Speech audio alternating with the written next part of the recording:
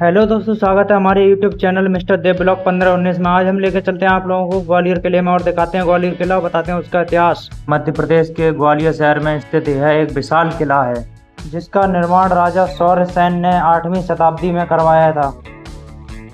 ग्वालियर किले में औरंगजेब के भाई मुराद बख्श और भतीजे सुलेमान को मारा गया था और 14वीं शताब्दी में राजा मानसिंह ने अपनी रानी मृगनयनी के लिए ग्वालियर किले में गुजरी महल का निर्माण करवाया था। तो बिना देरी के हुए चलते हैं ग्वालियर किले में और दिखाते हैं आप लोगों को ग्वालियर किला। ये जो इमारत आप देख रहे हैं ये भगवान शिव का मंदिर है जो कि 15वीं शताब्दी में राजा मान सिंह ने बनवाया था। इसमें कुल मिलाकर 80 खंबे हैं, इसीलिए इसको 80 खंबा की बावड़ी बोला जाता है क्योंकि इसके बाईं ओर में एक बावड़ी भी बनाई गई थी। तो मूल रूप से तो ये शिव मंदिर था, लेकिन बाद में मुगलों ने इस पर कब्जा कर लिया था। तो बाबर और उसके बाद हुमायूं का यहाँ पर कब्जा। लेकिन जब अकबर यहाँ पर आया तो उसने इसको मदरसे में परिवर्तित कर। उसके बाद जब जहांगीर को गद्दी मिली तो उसने इसको जेल खाने में परिवर्तित कर दिया। तो जहांगीर के समय में कैदियों को इन खम्भों से बांधकर रखा जाता था। ये जो बीच का हिस्सा आप देख रहे हैं, यहाँ पर उस जमाने में शिवलिंग हुआ करता था। ये है यहाँ की बावड़ी, जिसके पास तक जाने के लिए इस सामने वाले गेट का इस्तेमाल किया जाता था और दोनों तरफ नीचे जाने के लिए सीढ़ियाँ भी दी गई हैं। इस बावड़ी में बरसात के मौसम में नीचे बने दरवाजों तक पानी भर जाता था। इसकी शैली को अगर आप ध्यान से देखेंगे तो आपको इनमें दिल्ली के पुराने संसद भवन की झलक नजर आएगी।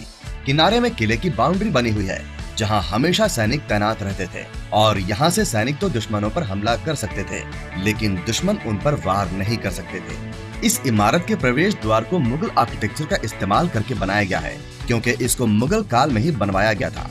ग्वालियर शहर 3 भागों में बटा हुआ है और ये ग्वालियर किला इस शहर के बीचों बीच स्थित है। जो बाईं ओर में आप सारे घर देख रहे हैं, ये पुराना ग्वालियर है जहां घरों को बिना प्लानिंग के बना दिया गया था। सामने जो ऊंची बिल्डिंग दिखाई दे रही है वो मुरार एरिया है और दाईं तरफ में लश्कर एरिया है। ये जो इमारत आप देख रहे हैं इसको 1486 में बनवाया गया था और इसको कहा जाता है मान सिंह पैलेस। इसके ऊपर जो डोम्स बने हुए हैं ये सारे उस समय कॉपर प्लेटेड हुआ करते थे। आमतौर पर सिरेमिक टाइल्स दिखाई देंगे, लेकिन टेराकोटा टाइल्स का प्रयोग किया गया है। तो सल्फर और कॉपर को मिलाकर टेराकोटा कलर बनाया जाता था और यहाँ पर आप देखेंगे कि नीले, हरे, लाल और पीले रंग की ये सभी टाइल्स उस समय की ओरिजिनल टाइल्स हैं। ये जो नीचे में आपको दरवाजा दिखाई दे रहा है ये है एलिफेंट गेट, जिसको ईस्टर्न गेट या पूर्वी गेट के नाम से भी जाना जाता है। तो यहाँ से किले के अंदर पैदल आने जाने वालों के लिए रास्ता बनाया गया है। तो फिलहाल इस किले के 2 मुख्य द्वार हैं, जो है पूर्वी गेट और उर्वाई गेट। एक तीसरा द्वार भी हुआ करता था जिसको सरकार द्वारा स्थायी रूप से बंद कर दिया गया है। तो आप जो देख रहे हैं ये महल के सामने का भाग है। राजा मान सिंह की 9 रानियां थी, उनमें से एक रानी का नाम था मृगनयनी, जिनके लिए उन्होंने गुजरी महल बनवाया था। ये रास्ता गुजरी महल तक जाता है। तो यहाँ से राजा मान सिंह हाथी पर सवार होकर रानी से मिलने जाया करते थे, इसीलिए इसको एलिफेंट गेट बोला जाता है। ये जो कमरा आप देख रहे हैं इसको ब्रिटिश काल में एम्यूनेशन डिपो यानी कि बारूद खाने की तरह इस्तेमाल किया जाता था और इसके अंदर तरह तरह के गोले बारूद वगैरह रखे जाते थे। ये जो सामने वाली इमारत है इसको भी ब्रिटिशर्स ने ही बनवाया था और यहाँ उस समय आर्मी हॉस्पिटल हुआ करता था, लेकिन अब इसको ASI ने म्यूजियम में परिवर्तित कर दिया है। इस सामने वाली जगह को राजा मान सिंह के दीवाने आम के रूप में जाना जाता है, जहां बैठकर राजा आम जनता की परेशानियों को सुना करते थे। तो सामने बनी इस छतरी में राजा मान सिंह बैठा करते थे। इस ओपन स्पेस में उनके मिनिस्टर्स बैठते थे और पीछे के मैदान में आम जनता बैठा करती थी। इस इमारत में जो दूसरा पिलर है उसके बगल में आपको कुछ जालियां दिखाई देंगी, जिनसे झांक कर रानियां यहाँ होने वाली मीटिंग्स को देखा करती थी। उस समय पर्दा प्रथा चलती थी, इसीलिए महारानियों के लिए ये जालियां बनाई गई थी, जिससे रानियां तो बाहर देख सकती थीं, लेकिन बाहर वाला कोई भी शख्स रानियों को नहीं देख सकता था। तो इस बिल्डिंग पर तरह तरह के खूबसूरत चित्र बनाए गए। उन्होंने जब यहाँ 1857 में अटैक किया था तब उन्होंने इस पिलर को ध्वस्त कर दिया था, इसीलिए इसको 1892 में सिंधिया परिवार द्वारा दोबारा बनवाया गया। आइए अब इस मान सिंह पैलेस को आपको अंदर चलकर दिखाता। कमरे में जो डांसिंग फिगर्स बनाए गए हैं इन सभी में डांडिया नृत्य को दर्शाया गया है। यहाँ बने ये पिलर्स उस समय कॉपर प्लेटेड हुआ करते थे और इनमें जो रिंग्स लगे हुए हैं ये उसी समय के ओरिजिनल रिंग्स हैं, जिनमें पर्दे टांगे जाते। मैंने बताया था कि राजा मान सिंह की 9 रानियां थीं, तो उनमें से 8 रानियों का निवास स्थान ये महल हुआ करता था। यहाँ सामने बने आंगन में उस समय नृत्य वगैरह के कार्यक्रम हुआ करते थे और इसीलिए ऊपर में 8 रानियों के बैठने के लिए जगह बनाई गई है। अगर रानियों को यहाँ होने वाला नृत्य अच्छे से नहीं दिखाई देता था तो वो बाईं ओर में बनी इन जालियों से संगीत और नृत्य का कार्यक्रम दिखा करती थी। इस सामने वाली जगह को खास तौर पर राजा के बैठने के लिए बनाया गया था। ये सामने वाला कमरा उस जमाने में पूजा घर हुआ करता था और क्योंकि सबसे पहले गणेश जी की पूजा की जाती थी इसीलिए यहाँ बनाए गए हैं। हाथी के नीचे रुद्राक्ष की माला बनी हुई है। इसके लगे कि ओम का स्टैंड बना हुआ है और ऊपर में तुलसी जी की पत्ती बनाई गई है। ये जो 3 दरवाजे बने हैं इनके ऊपर में आपको कमल का फूल दिखाई देगा जो कि महालक्ष्मी जी का आसन होता है और प्रॉस्पेरिटी के सिंबल के तौर पर जाना जाता है। इसके अंदर प्रवेश करने के बाद आपको यहाँ पर कुल मिलाकर 33 खिड़कियाँ दिखाई देंगी जो कि 33 कोटि देवी देवताओं के महत्व को दर्शाती है। इनमें से 8 वसु होते हैं, 11 रुद्र होते हैं, 12 आदित्य होते हैं, 32वें इंद्र और 33वें होते हैं प्रजापति। उस समय यहाँ पर मूर्तियाँ हुआ करती थीं। यहाँ की दीवार पर आपको जो फूलों जैसा डिजाइन दिखाई दे रहा है यहाँ पर उस जमाने में हीरे जड़े गए थे, लेकिन जब 1523 में इस किले पर इब्राहिम लोदी ने हमला किया था तो उसने यहाँ से सारे हीरे निकलवा लिए थे। पूजा करने के बाद यहाँ पर्दों का इस्तेमाल किया जाता था। तो यहाँ 3 लेयर्स में रिंग्स लगाई गई हैं। पहली रिंग्स में लगे पर्दे यहाँ रखी गई मूर्तियों को कवर करते थे, दूसरी रिंग्स में लगे पर्दे यहाँ हीरों को कवर करते थे और सबसे ऊपर में लगे रिंग्स के पर्दे नीचे तक का पूरा हिस्सा कवर करते थे। इन खिड़कियों के पीछे में आपको जो गैलरी दिखाई दे रही है इसको उस समय परिक्रमा लगाने के उपयोग में लाया जाता था। यहाँ भी आप देखेंगे कि मिक्स एनिमल बनाया गया है जिसका मुंह हाथी का है, गर्दन शेर की है, धड़ घोड़े का है और पैर बाघ के हैं। बाघ एक्टिवनेस का सिंबल होता है, घोड़ा एनर्जी का सिंबल होता है, शेर करेज का सिंबल होता है और हाथी पावर का सिंबल होता है। तो आप कोई भी काम करते हैं उसके लिए आपको पावर, करेज, एनर्जी और एक्टिवनेस की जरूरत होती है, तभी वो काम पूरा हो पाता है। इसी के पास में आप देखेंगे कि हमारा नेशनल बर्ड मोर बना हुआ है जो कि गणेश जी के बड़े भाई कार्तिकेय जी का वाहन। सामने में आपको बंद दरवाजा नजर आ रहा है। ये उस जमाने में स्टोर रूम हुआ करता था और यहाँ पर सूखे पाम के पत्तों के मैन्युस्क्रिप्ट्स यानी कि पांडुलिपि को रखा जाता था। राजा मान सिंह संगीत के बहुत शौकीन थे और आपकी जानकारी के लिए मैं बताना चाहूँगा कि ध्रुपद राग की उत्पत्ति राजा मान सिंह ने ही की थी। इसीलिए ग्वालियर शहर को संगीत नगरी के नाम से भी जाना जाता है। यहीं पर तानसेन का भी जन्म हुआ था और सिंह के नाम पर संगीत महाविद्यालय भी है। एक खास बात ये भी बताई जाती है कि राजा मान सिंह की 9वीं रानी मृग नैनी को बैजू बाबरा ने संगीत, जो कि चंदेरी के रहने वाले एक प्रसिद्ध ध्रुपद गायक थे। ये जो गैलरी आप देख रहे हैं इनमें बनी जालियों से झांक कर राजा मान सिंह की 8 रानियां दीवाने आम में होने वाली मीटिंग्स और कार्यक्रमों को देखा करती थीं। इन जालियों को मैंने आपको थोड़ी देर पहले बाहर की तरफ से भी दिखाया था। यहाँ आप देखेंगे कि बहुत ही सुंदर कलश बनाया गया है। इसमें नीचे पानी का लोटा बना हुआ है, इसके ऊपर नारियल का पेड़ दिखाया गया है और किनारे में पत्तियां बनाई गई हैं।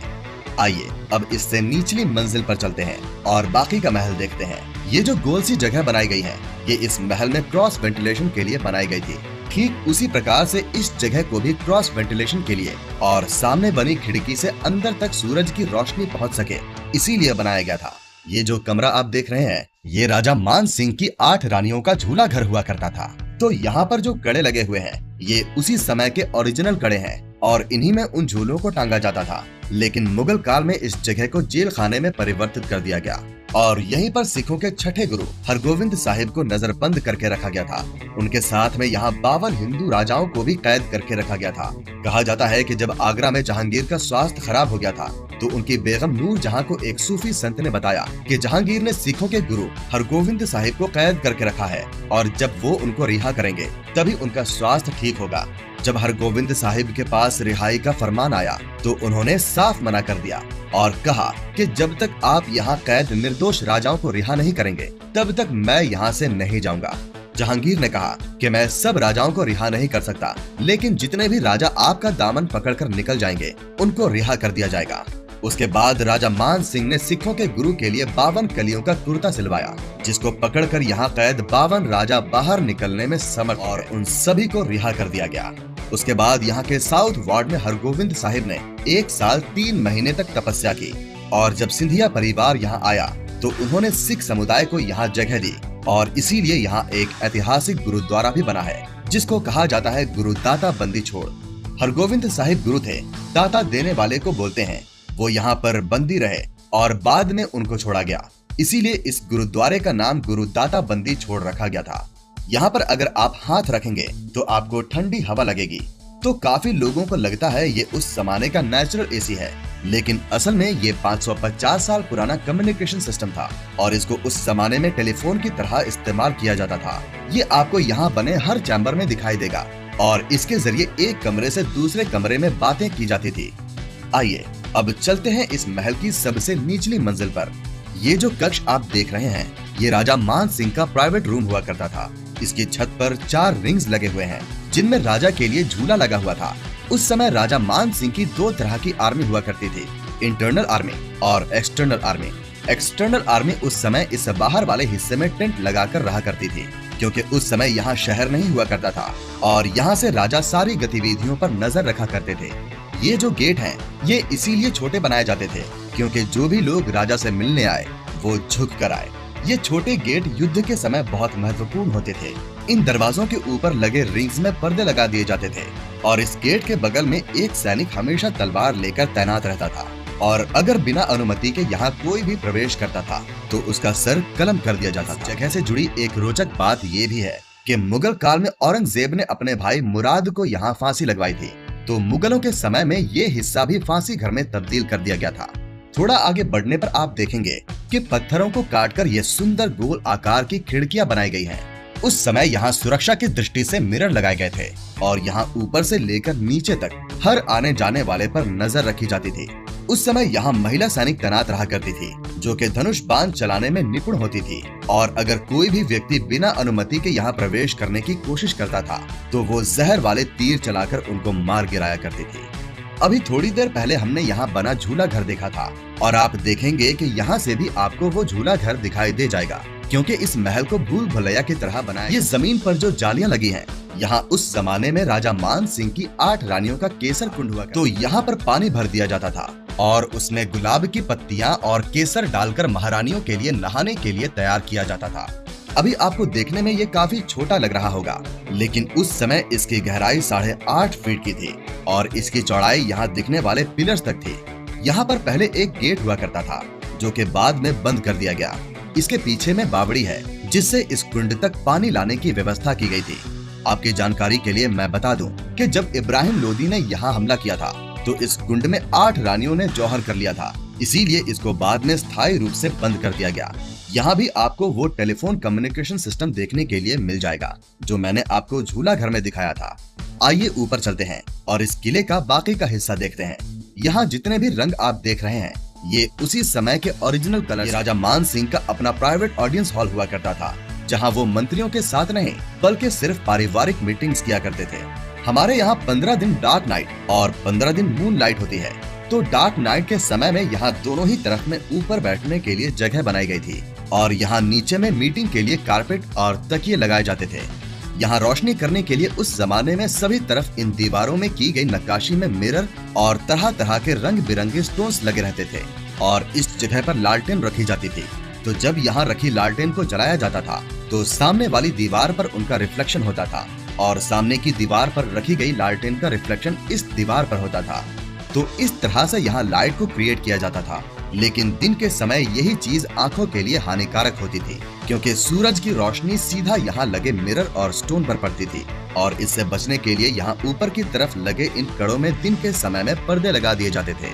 यहाँ नीचे में आपको इन जालियों पर अलग अलग डिजाइन नजर आएंगे और ये जो बना हुआ है इसको कहा जाता है रिलीजियस सर्कल यानी कि धर्म चक्र। ये धर्म चक्र राजा के 8 कर्म यानी कि 8 गुणों को दर्शाता है, जो है good thought, good speech, good believe, good action, good effort, good energy, good memory और गुड मेडिटेशन। तो ये 8 गुण जरूरी होते हैं एक राजा के लिए। यहाँ इन सेडिमेंट्री स्टोन से बने दरवाजों पर आपको खूबसूरत डिजाइन दिखाई देगा। हमारा देश त्योहारों का देश है और इस आंगन को फोक डांस के लिए उपयोग में लाया जाता था। इसी वजह से आपको यहाँ पर घुंघरू का डिजाइन नजर आएगा। इन घुंघरू के बीच में जो गैप है उनमें त्योहारों के समय में तरह तरह के फूल लगाकर सजावट की जाती थी। यहाँ पर आपको शिखर भी दिखाई देंगे जो कि आम तौर पर मंदिरों में बनाए जाते हैं, लेकिन जब ये महलों में बनाए जाते थे तो इनको उल्टा बनाया जाता था जिससे कि ये झूमर की तरह दिखाई देते हैं। सामने में जो आपको कक्ष दिखाई दे रहा है राजा मान सिंह का समर बेडरूम हुआ करता था। इसकी छत पर आप देखेंगे कमल की पंखुड़ियां बनाई गई हैं क्योंकि कमल पैरिटी का सिंबल माना जाता है। यहाँ चारों तरफ में गेंदे के फूल की खूबसूरत नक्काशी की गई है। राजा के बेडरूम को ठंडा रखने के लिए इस जगह को बनाया गया था। ऊपर लगे इन कड़ों में खस लगाया जाता था, जिस पर पानी का छिड़काव किया जाता था। खस वही है जो आज भी हम कूलर में इस्तेमाल करते हैं। तो 4 चंदन की लकड़ी और 1 बैम्बू की लकड़ी को जोड़कर पंखा बनाया जाता था। बैम्बू की स्टिक को इस बड़े छेद से बाहर निकाल दिया जाता था और उसके दूसरे छोर पर एक लोहे का व्हील लगा होता था, जिस पर डोरी लटका दी जाती थी, जिसे नीचे खड़ा सेवक खींचा करता था। तो इस तरह से यहाँ पंखा चलाया जाता था और चंदन की खुशबूदार और गीले खस से छनती हुई ठंडी हवा इस कक्ष को गर्मियों में ठंडा रखा करती थी। उस जमाने में इस किले में जगह जगह पर ड्रेनेज के लिए ये सिस्टम बनाया गया था, जिससे बारिश का पानी यहाँ से बाहर निकल जाया करता था। ऊपर में जो गुम्बद बने हुए हैं, इनमें उस समय रानियां खड़ी होती थीं और जब भी राजा किसी युद्ध में विजयी होकर आते थे तो उन पर फूलों की बारिश किया करती थी। ये जगह हाथी की पार्किंग के लिए हुआ करती थी और हाथी को यहाँ पर हौदा लगाकर खड़ा किया जाता था। तो जिन लोगों को नहीं पता तो मैं बता देता हूँ कि हौदा हाथी पे बैठने की सीट को कहा जाता है, जो कि मैंने आपको जोधपुर के मेहरानगढ़ किले में और जयपुर के जयगढ़ किले में भी दिखाया था। तो ये तो था ग्वालियर किले के परिसर में बना मान सिंह पैलेस। इस परिसर में कुछ और भी इमारतें मौजूद हैं, जिनके बारे में मैं आपको थोड़ी जानकारी दे देता हूँ। तो सामने में जो महल आप देख रहे हैं, ये मान सिंह महल से पुराना है और इसको कहा जाता है कर्ण महल, जो कि राजा मान सिंह के पिता कर्ण सिंह द्वारा बनवाया गया था। ये इमारत आपको मान सिंह महल की तुलना में साधारण सी नजर आएगी। ये जो सामने में आप बिल्डिंग देख रहे हैं, ये राजा कर्ण सिंह की कचेरी हुआ करती थी, लेकिन ब्रिटिश काल में इसको जेल खाने में तब्दील कर दिया गया था। वीडियो की शुरुआत में मैंने आपको ग्वालियर का पूर्वी हिस्सा दिखाया था और ये है ग्वालियर का पश्चिमी भाग। यहाँ से आपको अरावली और विंध्याचल पहाड़ी श्रृंखला दोनों ही देखने के लिए मिल जाएगी।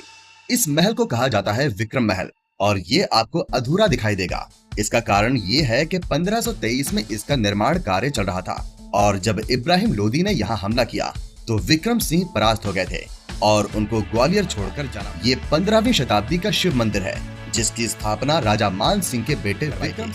यहाँ हनुमान जी और नंदी जी की स्थापना बाद में की गई थी। जब शाहजहां यहाँ आया तो उसने यहीं पास में एक मस्जिद बनवा दी थी। सामने बने इस महल को कहा जाता है शाहजहां महल, लेकिन विचित्र बात ये है कि शाहजहां यहाँ कभी नहीं रहे और ये महल बस उनकी सेना के ठहरने के लिए बनवाया गया था।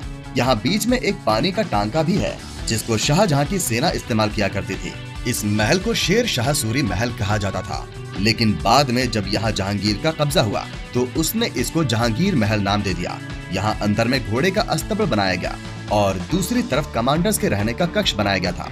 इसमें आपको मुगल आर्किटेक्चर की झलक साफ दिखाई देगी। यहाँ से आपको राजा मान सिंह की 9वीं रानी मृगनयनी के लिए बनाया गया गुजरी महल भी दिखाई दे जाएगा। ये जो बिल्डिंग आपको नजर आ रही है, ये ब्रिटिश एम्यूनेशन फैक्ट्री हुआ करती थी। तो ये था ग्वालियर किला और उससे जुड़ा इतिहास। आशा करता हूँ हमारी वीडियो आप लोगों को पसंद आई होगी। ऐसी ही वीडियो देखने के लिए हमारे चैनल मिस्टर देव ब्लॉग 1519 को सब्सक्राइब करें और बेल आइकन को भी प्रेस करें, ताकि हमारी वीडियो जल्द से जल्द आप लोगों तक पहुँचती रहे।